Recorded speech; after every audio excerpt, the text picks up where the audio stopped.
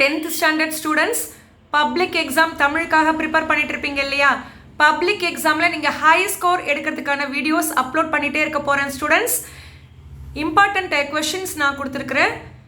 Important ஏன் சொல்கிறேன்னா, கவர்மெண்ட்டில் 10th ஸ்டாண்டர்டுக்கு ஒவ்வொரு சப்ஜெக்ட்டுக்கும் 6 PTA மாடல் கொஷின் பேப்பர்ஸ் கொடுத்துருக்காங்க.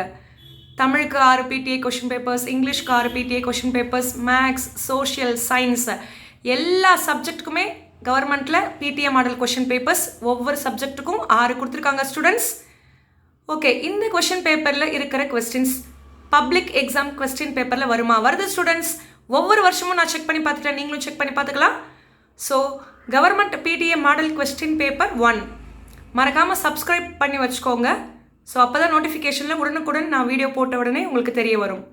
இம்பார்ட்டண்ட் கொஸ்டின்ஸை: நமக்கு உயிர் காற்று, காற்றுக்கு வரம் மரம், மரங்களை வெட்டி எரியாமல் நட்டு வளர்ப்போம், இது போன்ற உலக காற்று நாள் விழிப்புணர்வுக்கான 2 முழக்க தொடர்களை எழுதுக. விடை. ஸோ 2 தொடர் எழுத சொல்லியிருக்காங்க இல்லையா?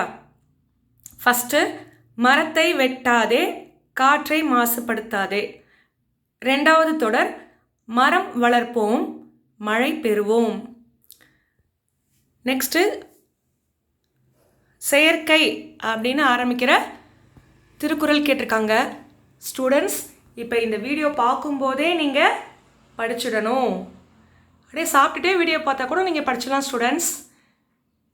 செயற்கை அப்படின்னு ஆரம்பிக்கிற திருக்குறள்: செயற்கை அறிந்த கடைத்தும் உலகத்து இயற்கை அறிந்து செயல். 3rd கொஸ்டின், குறள் வெண்பாவின் இலக்கணத்தை எழுதுக. விடை. வெண்பாவின் பொது இலக்கணம் பெற்று 2 அடிகளில் வரும். எடுத்துக்காட்டு பார்த்தீங்கன்னா, இப்போ செயற்கைன்ற திருக்குறள் பார்த்தோம் இல்லையா? அதையே நீங்கள் எழுதிடணும்.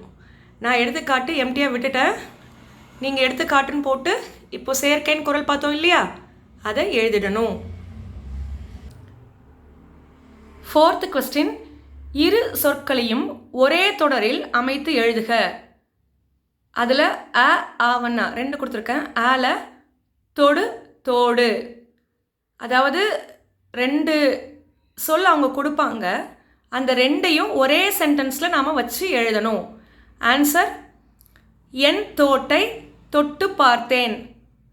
ஸோ தொடு தோடு, தோடுக்கு தான் தோட்டைன்னு எழுதியிருக்கிறேன், தொடுக்கு தொட்டுன்னு எழுதியிருக்கிறேன். ஓகேவா ஸ்டூடெண்ட்ஸ்? இப்போ 2 வார்த்தையும் ஒரே சென்டென்ஸில் வந்துருச்சா? ஆவண்ணா மலை மாலை.